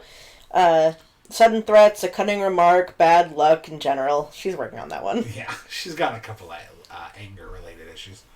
Yeah, that makes sense. Noire's anger or sadness can always be cured by cute animals and or seeing her parents walk in the door. Aww. Noire could be in the best of moods, but if she sees bullying or people acting carelessly and hurting others with their carelessness, it will flip the switch and the fists will start flying. Well, you probably warn them first, telling them to check themselves before they wreck themselves. Right. For Caelia, Noire's immaculate positivity and sunny disposition really takes the edge off, even on the worst days. Even at Caelia's worst, most delinquent behavior, Noire would just run about it at her behest with little care in the world. It reminds her that there's always some silver lining to a cloudy day. On the other side, Caelia absolutely loathes when someone doesn't play along with her games. Whether it's ignoring her or confronting her about it, Caelia was bored and figured a little bit of amusement was good about now. Now she's pissed on the account that it has to stay that way. That's pretty funny. I love it. And for me, Aria, a happy child will always make Aria feel better, even in the face of anger. She's good at being strong around kids, and it really shifts her mood. Even like kids and kid-like things, like baby animals or Stool, the little Myconid sproutling we had. As soon as he started talking in that squeaky little baby voice, she's just like, all right, everything's fine. We're all right. Yeah, it's okay. However, if someone hurts a child or is violent towards an innocent person, she will snap quickly and she will fight harshly. It is the duty of the strong to protect the weak. That's fair. Yeah, that's pretty much that for our Dawn Valkyries. So then we move into the back half of these questions Ravnica. with our Ravnica characters. Okay, I will read this one. What's the one major regret your Ravnica character has about life so far, and do they plan to do anything about it? Interesting. See, this question was interesting. This one, we'll see how it goes. Okay. This was also one I meant to tell people they could or could decide not to respond to. It may or may not have been, that may have been taken advantage of. One of Alistair's major regrets. Honestly, that knife move, in retrospect, was a huge mistake. Oh. I don't think he'd regard it as a huge life mistake or anything in itself. Or when he did it, he probably wouldn't have regarded it as such. Right. But it certainly turned into a lot of a bigger regret than he expected it to be. For those of you who don't know, The knife trick was there was a powerful magical item that was owned by one of the first enemies they fought in the very early part of the campaign. They were just little babies. They were like level 2. Oh, yeah. You were like level 2. It was a enchanted knife that had the power to cut through virtually anything, even a barricade made of pure magical force. It could cut through magic. It could cut through shields. It would literally cut through anything. People were interested in and curious about this knife and wanted it for various reasons. Alistair managed to sneak it on his person and then give it to the leader of his clan as a peace offering because they don't have the best relationship. Right. And now they need it. And she doesn't want to give it back. So that's... Well, not to mention... become a problem. It was at level 2 when our group had first gotten together, and so Alistair, being a Gruul clan member, was with an crazy person. He didn't know what was up with her at that point. Right. She was like changing into different people, like shooting things with guns, like being like nuts. Yeah. And so he's like, okay. Kaz is a cop. Right. And so he's like, I'm not giving either of them this fucking knife. Yeah, like, I don't want to give the clinically insane person and the cop a powerful magic weapon. We're not doing that. So I hid it and took it, and then no one knew where it was for a very long time. Yep. Until we reached level, like, fucking 6. Yep. Until somebody was like, I need that knife, and now we need the knife. And they're like, we have to track down the knife. Where is the knife? And you were like, oh, fuck. And Hex, like, kind of, from reading my face, could tell that I knew what was going on with the knife. Yeah. And then she was trying to get me to tell her. And then eventually I was like, okay, I know where it is. And then I told everybody, and now we're trying to get it back. And it's, and the thing is if he had known what... He thought he was never going to see these people again. Oh, yeah, he thought it wasn't going to matter. Totally fine. Yeah, I stopped from an Is-It League member and a cop. Whatever. Yeah. Who are these fucking people? Who cares? If he had known how close they were going to get... Right. He probably wouldn't have done it. Yep. But... Hindsight's 20/20. Yeah. Nothing's worse than betraying people you care about before you even knew you cared about them. Oh... Essek Thalis. Okay. A beautiful quote. Okay, your turn. So for Kyle's character first. For Hex. One of Hex's potentially known regrets, there may be more, is their failed relationship with Indra, who they still have strong feelings for. Indra being the Is-It scientist that Hex briefly had, or not briefly, but like... briefly in the grand scheme of things, had a relationship with, but Hex was just too... caught up in her double life? Too not present. And it didn't work out. They're hoping they can potentially rekindle or fix the bridge between Indra and themselves by living a life where they don't have to lie all the time. Well, girl, let's go fucking get her. Yeah. Yeah. That may be a thing you guys do next. There's lots of options, but it's an avenue. Kaz. Ryan's extremely non-committal answer. Oh yeah, Kaz has some serious regrets for sure. He's gonna do something about him too, but we'll see how that unfolds in the future. Just answer it as Kaz. Yeah, that was really what it was like. Yep, I regret some things. Oh yeah. Let's talk about that later. Yeah. I definitely did some fucked up shit that I regret doing, and I'm definitely gonna do something to fix it. But we'll fucking talk about that shit later. Absolutely. Theory, it's got plenty to do with Shashka. I think so, his brother. Yeah. I feel like we're gonna get a Kaz lore dump in the next episode. I feel so. Yeah, I feel like that's probably likely. Angelo's biggest regret is, unfortunately, kind of a secret. I want to say, but I don't think there's a way to say it without giving too much away. So instead, I'm going to leave you listeners with a cryptic hint. Where did he get his scar? Ooh. Yeah, I'm not gonna say. I was gonna say, I think he told me. He didn't tell you. He told me very briefly, very vaguely. He gave you a very generic response. Yeah, something that it was it. about. He didn't give me a full explanation. Yeah. Yeah. He didn't like tell you. He kind of was like, oh yeah, you know, things happen. He danced around it. Yeah, exactly. Yeah. They may be connected. Okay. But that's it. I unfortunately couldn't answer without giving anything away. That's fair.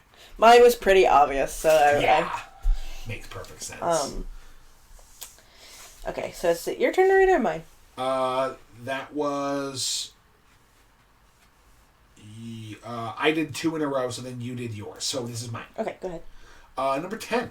What makes your Ravnica character the most embarrassed? Which I'm also very excited about. Yeah, this is a fun one. Mine, for Alistair. Being called scrawny or small is always a bit embarrassing for Alistair. He doesn't like looking too stupid either. He's a Gruul, so he's supposed to be tough and strong and big. So being belittled kind of hits him in a sore spot he's not willing to admit. Mm-hmm. That's a fair point. I literally did it the other day. I was like, why do they keep calling me? Because my sister did it. She likes to call me scrawny and small. And because she knows it irritates me. Yeah. And so I'm not even that scrawny. I'm just tall and kind of lean. Yeah, like you're tall and lean. But I've got muscle. I'm not small. Yeah. I'm 6'1". To a Gruul, which like a lot of the Gruul are like brick shit houses. They're like, oh, tiny boy. Oh, little boy. And you're like, fuck you. Fuck you. That's a good point though. Yeah, that makes him pretty embarrassed. Like, there's lots of other things that make him embarrassed, but that's probably like number one. He really doesn't like it when like people are like, "Oh, you're little." Right. Hexes is actually pretty interesting. Getting caught without their hat on. Yeah. That's funny. Whenever they're not wearing the hat, it's always just like, ugh. Like, you can tell it's so much effort for a Hex to hold the Gar form because Gar doesn't wear the hat. And, like, there's been a couple of times where it's just like, oh, I'm Gar, I'm just wearing the hat. Because eventually, Hex is just like, I need to fucking put the hat on. I need the hat. The hat stays on during sex. Probably. No, I think she said that in canon before. Oh, right, yeah. I don't know if it's true, but I feel like it's true. The hat is her whoopee. It's her blankie. Yeah, my blankie. It's her comfort. Yeah. For Kaz, Ryan says, listening to anyone talk about his parents or family. Oh. He's seen the other side of that veil. The unfair pressure and unrealistic standards. And he'd rather the topic be dropped altogether. It also brings up difficult conversations he has to inevitably navigate. That's fair. Yeah. Stuff about his brother, especially. Right. Yeah, I imagine. I was going to say, I don't know if I've ever brought up his brother except for when I've had to. But I think it's more like his family, like knowing... He doesn't like it when, like, especially, like, that Boros guy keeps going, like, oh, yeah, how's your fucking brother? Like, kind of bring... Because I think, and the understanding that I think, like, this is coming from, like... I know a little bit more information, but this is coming from the perspective of, like, Angelo. Is, like, he sees that kind of a thing as, like, you can tell that Kaz was the person who his parents thought was going to be amazing. And his brother is the person that Kaz's parents thought was kind of a fuck-up. And his brother basically had a mental breakdown and ran off to go live in the woods. Yeah. And Kaz was really close with him. So it seems like Angelo at least sees it as like Kaz and his brother are two very different people raised by the same parents, but one person was the parent's favorite and the other person was the black sheep. Right. And Kaz now realizes the gravity of how much that affected the person he cared about most in his life. Right. Yeah. And I think that kind of now, like, in retrospect, becomes an embarrassing thing for him. Like, he's just like, I hate that I was just so eager to, like, be the, like, favorite child and make my parents proud of me when I wasn't even paying attention to how it made my brother feel. Maybe. Like, how it's that's Angelo's theory about right. it. Yeah. Speaking of Angelo, Angelo is most easily embarrassed by being upstaged in dramaticism. He sees somebody being ridiculous. Mr. Taz is a great example. Oh, yeah. That big, like, peacock of a man with his big fucking woofy mustache and his huge hat and colorful his dramatic outfit. flowing of his hands and his constant use of colorful language. He sees that and his first thought is, God, awesome. I like that. He also has certain weaknesses to people being sappy and romantic around him on his behalf. Around him or on his behalf? Yeah, both. So, like, people being, like, sappy and romantic around him, he's just like, oh, okay. Like, we get it. You guys love each other. It's so great. But, like, whenever Hex is just like, oh, yeah, he's got, like, a huge crush on you. Like, that's all it is. He's just like, oh, I don't care. Shut up. Oh, it's like the time where we went to go to Hex's, and they were dressing up in their Gruul attire because we snuck into the Gruul territory. Yeah. And we were, like, showing off our outfits, and she was, like, trying to pretend that there were, like, familial bonds between us. Right. Like, literal ones. We have, like, a family-ish bond, but she was, like, being like, oh, Alistair's, like, my big brother, and, like, Kaz is, like, my uncle or something. Yeah. And I can't remember how it came up. Yeah. She was like, she said that she implied that Angelo and Alistair had a baby or were going to. Oh yeah. She was like, yeah, I could be like you and Angelo's kid. Yeah, I can be like your baby. And he's like, and we both did. We both looked at her and like just deadpan, like, what? Yeah. I don't know if you know how babies work. Yeah, I don't think so. And she's like, haha, your faces look stupid. Yeah, that was pretty good. She got us pretty fucking bad on that one. Yeah. So on to question 11 then. We have 4 more left. 11, 12, 13, 14. Oh, 5 more left. Okay.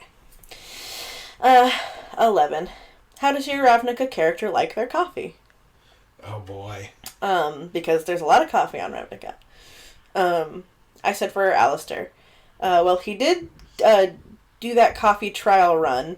But the first time he saw coffee, he's never had coffee before this. Right, yeah, he lived in the Rubble Belt. He's never been in the city before. So the first time he had coffee, he saw Angelo get it black and just copied him because he didn't know how to order it. He tried that. He tried it one more time with his like little coffee roster he had the day he was depressed. Yeah, when he ordered like a flight of different lattes and coffees. Yeah, he just let the lady bring him coffee. And that was probably his favorite one that he had. Espresso's also pretty good, but they insisted that he put milk and stuff in it, so it wasn't as good as black coffee. Right. Yeah. He doesn't like the sweet drinks. He wants the really bitter. Like, yeah. Makes perfect sense. For Hex, Kyle says that Hex likes her coffee really hot, really sweet, and all over their lap while they're driving. Oh my god, that's. Yeah, like, it's just like I love my coffee loaded with shit and I'm in a hurry, so I'm gonna ruin it. That makes perfect sense. Kaz and Ryan, I believe, have something in common. They like their coffee blacker than the blackest black times infinity. I see. just a shadowy void of coffee. Just a void of coffee, just please. Darkness. I said... Angelo prefers a black coffee, typically iced, and often with a flavor shot of either cinnamon or hazelnut. He's also definitely a double espresso to start the day kind of guy. Oh, I see. Yeah. Get up. Yeah. Awake juice. Chug. Give me. That's funny, because Alistair doesn't know you can buy espresso like that. Yeah, he's never heard it. Like, he's never seen anybody order it that way. He's just been like, oh, I'll do the latte thing now. And they add the espresso, and he's always just like, damn, I wish you could just do that. I wish you could just get that part. Yeah. How do I just get that part? And he's going to see Angelo do it at one point, and he's going to be like the kid at the counter, the wide eyes and the hands on the counter. You'd be like, how did you do that? Yeah. How'd you make her give you just that part? What happened? Why is the coffee so small? Oh, it's just the espresso. It's just no milk, no sugar. Just the good? Just the good part? Give that to me. Yeah. I will take it. Anyway, 12. Number 12. Oh, is this for me? Yes, this is you. What makes your Ravnica character feel most at peace? Okay, so for Alistair, honestly, I think being surrounded by a group in a serene setting actually makes Alistair feel the most at peace. The hot springs and the cafe moments that they had are probably some of the most calm and peaceful times of his life. Wow. Yeah. It's true. It's a hard life you live in. Though laying in a grassy field or spending time in nature is always peaceful too, he has to be on his guard at all times. It's more peaceful when he's with the group or members of it that are able to enjoy it with him. Yeah. So he likes to spend time with the people he loves. Yeah. And, do very little. But, and do not a lot. Yeah. That's awesome. You can also do a lot, but he loves doing nothing. Yeah. He's never had a lot of time to do nothing. Right. So once he realized he could do nothing, he's like, all right. Hell yeah. For Hex, she's most at peace, tinkering with their toys, turning plushies into things to protect their friends. Loves making plushies. The dragon, the salamander, and the turtle plushie, which have all I love turtles. Yeah, the turtle plushie. It's also huge. It's also my favorite. That's my favorite Ravnica meme now. Just I love turtles. I love turtles. Yeah. Every time you don't take damage from an attack because the temporary hit point shield goes up, I love turtles. I love turtles. Jesus. For Kaz, walking the streets of Ravnica on a nice sunny day, listening to the sound of the markets rumble along. It's not a calm sort of peace, but rather a peace born from knowing that he's helping these people live whatever their version of normal life is. He's like a I'm doing good kind of guy. He's just a golden retriever. He is a golden retriever. Kaz is very much a golden retriever. Angelo he's most at peace when he is soaking at the spa. He loves to pamper himself and indulge to relax. And the spa is his place of zen. It's just where he gets to go and kind of just be taken care of and doted on and just freedom. But I don't know if it was in a dream I had or if I thought this earlier. But like Angelo just like screams "I'm baby" vibes. Yeah, he's kind of baby though. He's kind of baby. That's kind of his whole thing. Like he wants to be. Take care of me. Yeah. I'm sick. You're like you sneezed once. I need help. Yeah. Yeah. Okay. Is it my turn or your turn to read this? I read the last one, so okay. You read it this one. When was the last time your Ravnica character cried, and why? Oh, boy. For Alistair, I said, it was the day in the hotel, I think. He helped his sister Irina escape to Selesnya, and then woke up promptly to fight with his family, get into a fist fight with his sister Vladimira. She called him a scrawny weakling. He ran away to drown his sorrows in coffee, only to go, in his opinion, to botch a good portion of his part of the mission, while his found family counted on him. Yeah. Even breaking into the hotel was making him kind of restless. He got chased by a giant and hit with a dumpster, and couldn't find anyone when he ran away. He thought there was a good chance everyone could be dead. He was fucking up hard and panicking. And then Damien found him. When Damien found him, he wasn't in full tears mode, but he definitely had some trying to push their way out of him and succeeding. And almost spilling down his face for sure. He was happy for the cloak to hide it. Yeah. He may have also teared up a little bit during him and Angel's conversation, but not full on crying. Yeah. So I feel like that was closer. That was kind of like the hotel event and like all that stuff with your sister's coming of age ceremony and stuff. That was kind of like the no good, very bad day. Yeah, super sucky day for Alistair. Yeah, that was just like everything that could have possibly gone wrong did. Yeah. And like you did the right things and you made the right choices for other people, but all of that blew up in your face. Yeah, every time, at every turn. He was having a really, really, really bad day. Yeah, you did like everything you could and it still exploded. Yeah. It was a mess. Well, he knew that it wasn't going to be all fun and happy and like joy with the decisions he was making. Right. But he was going to make those choices anyway because they were the correct choices. Right. And so just like when Damien came to Alistair's rescue, that was like, that moment sticks out in my mind so clearly when he put the cloak around Alistair and he's like, I just shoved the book into his hands and he's like, are you okay? And he's just like, no, I'm not okay. Very bad. And then we just went on a weird blimp that was like potentially a frog. I don't know. And then, oh yeah, the Zeppelin, the Cynic Zeppelin. And then I fell asleep underneath Hex's table. Yeah, that was a rough day for you. Yikes. A rough day for Alistair. Yeah. Everybody had a rough day for that one. That was a whole mess. For Hex, Kyle said, Hex cried recently at the giant camp because they saw their friends at peace and happy. At peace and happy, and it filled them with a sense of warmth that they aren't very accustomed to.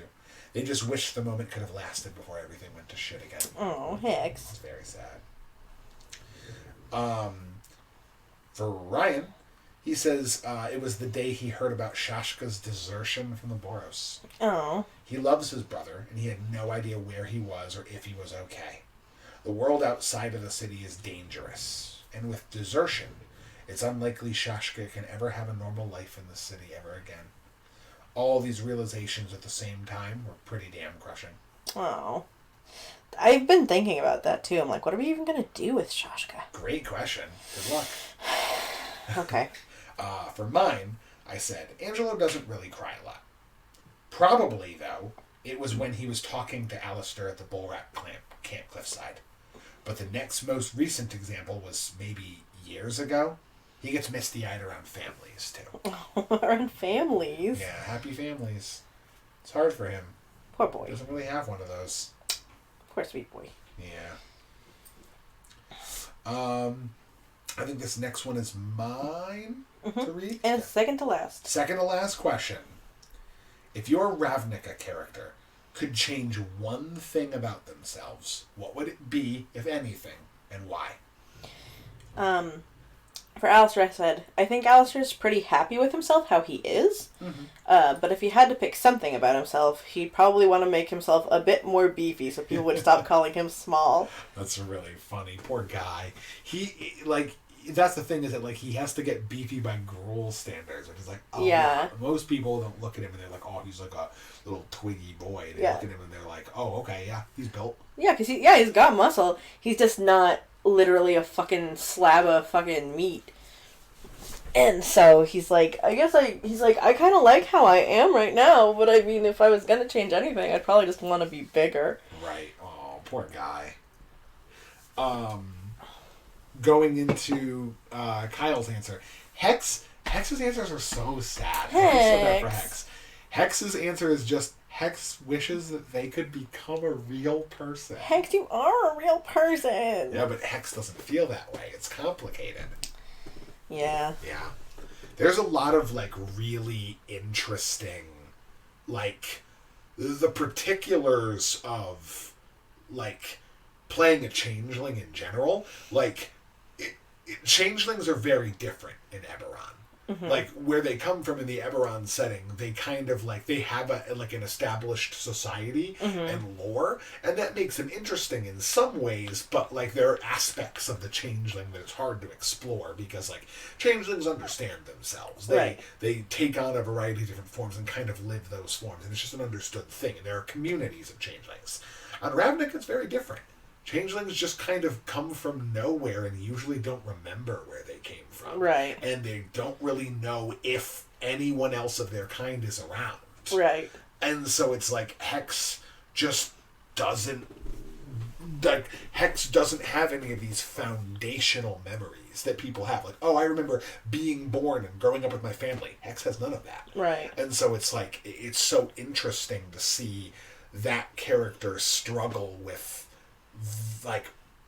feeling like they belong in this world, when it's like everyone else, like no one else dissuades that idea. No one else is like, oh yeah, Hex isn't like really a person. All of us don't feel that way. Yeah. But Hex does, because Hex has like a deep seated like conflict with herself. Right. And it's interesting to be able to explore. Like I'm fascinated by like Hex's existence on Ravnica. Like, I think that they're a very unique character in that sense. Yeah. Yeah. But also kind of a tragic character. It's but sad. I'm a sucker for a tragic character. Well, yeah, like, so. it's not bad. It's just sad, and I want to hug her. Yeah, for sure. Ryan says, I think Kaz is pretty happy with himself. He's not the sharpest guy around, but it's alright. He gets the job done his way, and fuck those other people if they didn't like it. Sometimes he wishes he was better at speaking up to authority, but it's a trait I'll imagine he'll grow into, as opposed to outright changing. Fair enough. Yeah. Kaz is not going to be a different person. He's going to find ways to make other people move around him. Mm-hmm. He's very set in his ways. Kaz is a Taurus. Yeah. he's just like everybody else can go around me. I'm not moving. Kaz is a dog. Yeah. Yes, he is. It's very cute. You open the door and you hit him with it, and he goes, "I'm sleeping here." This next one cracks me up too. Okay. For Angelo, he doesn't particularly dislike any part of himself enough to want to change it, but he would like to be a bit more physically fit so that he can keep up with everyone. It's harder for him to gain muscle, and he gets winded easily, though. He hates not being able to keep up in an endurance fight. So, fucking poor Angelo. The two of us both want to just get bulkier. Get a little bulkier. Yeah, we should just go exercise together. Like, we should go... I had planned on doing that. We should go lift weights. I already had a thing in mind where I'm gonna be like, Angelo, you need to run. And I also can run, so we should just, like, we'll be exercise buddies. We can run. Yeah, there you go. That'll be perfect. He needs to be able to keep up with us. We gotta bulk up. He's always like, and the thing is, like, he'll keep up with you for a little while, and he'll get there, and it's just, he just can't fucking do it. Yeah, he's not used to like long, like distance sprinting. Yeah, he's a twiggy little boy, and he's just like running. He's like, oh, he can't do it. He's like, I fucking hate this. Yeah, it's so funny. He's the kid that cheated on the mile every time. Oh, absolutely. Yeah, he'd be like, that was 8 laps. I thought I saw you run 6. Yeah, I run really fast. It was 8. Oh, God. It's okay. We'll start running. Anyway, on to our final question. This one is fun. I'm very excited for this one. Yeah, I'm very excited to see the answers to this one. If your Ravnica character had to summon each of their teammates with 3 items, what 3 would they pick for each person? So I'm really interested to see what everyone else says. So if Alistair had to pick 3 items to summon Hex, Kaz, and Angelo, yeah. What would he pick? He picked, for Hex, he would pick a top hat, a stuffed animal, a turtle or a lizard, some kind of reptile, and the Kama Sutra. The Kama Sutra. Yeah. The stuffed animals and the top hat are perfect. Yeah. That's great. Kama Sutra's a bit of a weird one, but it makes She's kind of raunchy. Yeah, she is. She a little bad, though. Yeah, he's like, this is her blankie, her stuffed animal, and all the weird things she wants to do. This has got 300 pages of fucking in it. Yeah, she'll like that. Yeah, she'll be into it. Big fan. Kaz, assuming that these things aren't consumed by the summoning. Right. A live puppy. Yeah, this is just a calling. A live puppy is perfect. A red and white feather, and a rule book of any kind. Any rule book. Yeah. You can't read it anyway. It's just it needs to have rules in it. That's all. Yeah, it just has to have rules in it. And for Angelo, a musical instrument with strings or made of bone. Perfect. A lot of booze, and a bread bowl or 20 gold. Because he always complains about money. Yeah. He's had literally no money for weeks. He's had Me too. $0. You live in the woods. That's fine for you. I don't know how to hunt. I've been stealing, like, rolls and shit. Dude, I've been feeding you guys for the last week. I really appreciate it. It's very nice of you. That's why when I was sitting there looking at my potion, like, oh, should I drink this potion? I could probably sell it. Like, Oh my God. I could turn this into a hot meal. Like, this is pretty good. Do I need to live? Like, Do I need to live? I don't know. It's kind of a lot. Yeah, and bread bowl or 20 gold.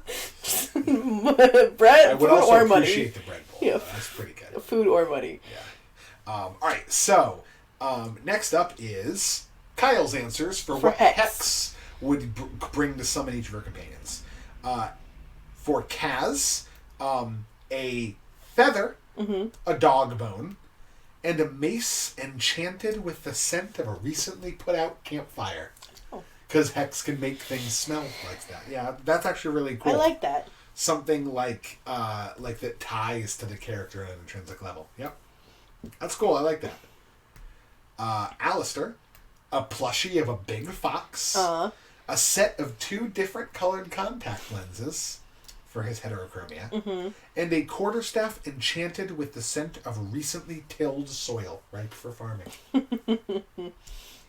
That's I cute. like that. Yeah. Stuffed animal fox. He'd like that. That's a good one. For Angelo, barbed wire, a box of guitar strings, and vials of fake blood to help you pretend you're much edgier than you really are. That's shade. That's shade, and I'm really hoping that I shaded you. I didn't shade you in time. It's okay. I will shade you next time, I promise. I love it. I only shaded Kaz. That's okay. But yeah, those are all perfect. I love that. Especially like the subtle dig at Angelo. Oh, yeah. At Angelord. It's perfect. Take it. For Kaz, what would Kaz use to summon Hex? A mechanical toy, Okay. a fancy hat, and a blank mask. Oh. That's an interesting one. Tying into the changeling nature. Yeah. For Alistair, Kaz would use that mask he always has. Fair. You know, the big furry one. A piece of a ruined building, and a giant animal plushie. Like a big fucking chunky boy. Everyone's summoning me with stuffed animals. Yeah, because that makes perfect sense. I love it. I also love that it's just a piece of a ruined building. So just like some rubble. Yeah. It's like part of a door. Yeah, part of a door, my fox mask, and a giant stuffed animal. Perfect. I love it. And for Angelo, he would bring a guitar, a pile of Xenos, and a health potion. Fuck. I love it. Runs like money. I need money. He's broke. He needs money. Like, he needs to buy shit. And the health potion, just like him being like, I can give you one of my health potions. I really only have one. And he had 2, and they cost so much money. And then now he has none. And he's like, oh my fucking god. He drank the other one. Yeah, because he needed to not die, but like now he's got nothing. Like fuck. Like he ain't got shit left. He's really excited to get back and split that treasure. He's like, oh yeah, I bet. Last but not least, how would Angelo summon each of the members of the party? Very excited. For Alistair, a black coffee with an extra shot. Oh hell yeah. A pound slab of bacon. Okay. And an instrument to play. Yeah. Just like we can sit here and drink coffee and snack on meat and jam. That's Okay. how we summon you. Kaz, also a pound slab of bacon, but for a different reason. Is it because he's a pig? Because he's a cat. Because he's a cop. Yeah. I see. It's perfect. A white dove feather and a handbell to ring. For the bongs. Since it makes that incessant ringing sound every time he casts spells. Yeah. And for Hex, a cute plushie, a dramatic accessory for her outfit, and a broken device in need of a touch-up. That's fun. Yeah. There's kind of like a method to each of those. For Alistair, all the things that he brought to summon him is stuff he wants to like do. Like he's like, this is my summoning tool to you. Once you arrive here, you are going to drink the coffee. We are going to cook the bacon, and then we are going to play the music while we eat the bacon. That's it. For Kaz, it's mostly just, here's stuff I use to subtly make fun of you. This is just a bunch of things. Then when you get here, I point at them and I go, see how clever I am? That's what it is. For Hex, it's things that will make Hex feel better. It's like Hex likes soft, cute animals. Hex likes styling herself. And Hex likes feeling useful. So here's something I broke that you can help me fix. This is an excuse to hang out with me. Here's something cool you can put on your outfit, and then here's something cute to cuddle with. Like, just like, he kind of has a different perspective and like way to get at each of the people. Alistair is just, we hang out because I want to do these things with you. Hex is, we're hanging out and I want to make you feel better. Kaz is, we're hanging out and I'm gonna rib you because I want to get a couple of elbows in at you. for most of mine is I just brought people things I thought they would want. Yeah, and that makes perfect sense. I'd be like, they'll come if I bring them things they want. Yeah. Angelo just kind of like grounded it in the context of like how his relationship with each of those characters works. Yeah. Yeah, this one was fun. I loved this one. I liked this one a lot. I think it was very down to earth, especially for the Ravnica characters. The Ravnica questions were the most down to earth. I think that was cool because I think we had a couple of kind of loftier questions for them in the last one. Yeah. So it's nice to kind of just like get them at their zen, you know? Mm-hmm. Yeah, I think it was dope. And it didn't take as long as I thought it was going to. Well, again. I think it's because those last questions were so much shorter. Right. Yeah, all the early ones felt like they were taking forever because they're Worm Tamer questions. So you have to go through 3 answers for everybody. Yeah, but I think we were able to. We made good time on those. Yeah. Yeah. Well, we definitely want to say thank you all for tuning in to all 3 of these surveys. We had so much fun doing them. Mm-hmm. And we hope you had a lot of fun listening to them and like learning about the inner workings and machinations of some of our character design development. Yeah. Technically, this is my episode. Yes, this is technically Ken's episode. So, if I am to make an endorsement, man, I really should have thought about this before we started recording this podcast. Huh? Yeah, probably. Huh. Well, what's something that's on my mind right now? T-Swift albums? I mean, they're good, but that's not really what's on my mind right now. Bacon? Bacon is kind of on my mind right now. But I'm not going to advertise bacon. Yeah. Buy bacon. Yeah, Big Bacon's not paying me, so I'm not advertising bacon. It ain't going to work for me. Let's see. What can I possibly... What's something that I think is interesting and fun right now? Oh, yeah. Here's a good one. For those of you who do not know yet, the most recent campaign guide, campaign book, has officially come out. It is the last thing on, here, I'll explain it. The book is titled Van Richten's Guide to Ravenloft. Uh-huh. It is a D&D 5th edition supplement book, specifically a campaign setting book. For those of you who kind of like pay attention to some of the stuff that Wizards does in kind of their release schedule, this is sort of a weird situation where we're going into late June now, which is usually when they like do like advertising for the newest campaign setting or like adventure module.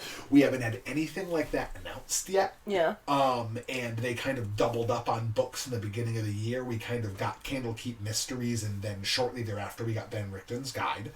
And now we don't know anything of what Wizards is planning now. So there could be something cool going on in the future, but right now, Wizards is putting a lot of the emphasis on the Ravenloft campaign setting. And it seems like there's a general push this year for lots of different campaign settings in general to eventually come out and for them to kind of provide new worlds as backdrop settings for you to set your campaigns in.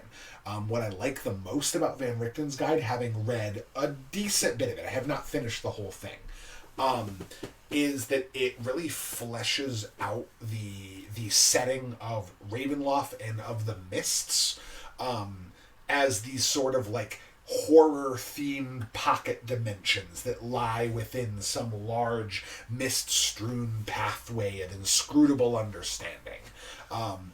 Players can go from place to place within the mists, finding talismans that represent different areas and using them as ways to guide them through the mists and go to different worlds. It's not just Strahd's Barovia. There are a variety of different horror themes. There's a creepy carnival where everyone has some sort of like mutilation or mutation on themselves. There's like a whole world that's based on kind of a Frankenstein type myth. Oh. There's Indian mythology that deals with like Indian style demons and Rakshasa. There's like mummies and Egyptian horror. There's like Lovecraftian style cosmic horror. There's like even like some vaguely like Junji Ito-esque body horror-like worlds. Oh. That are really, really cool. It's not just worlds that are tethered to past settings like like Forgotten Realms and Greyhawk, like Barovia used to be.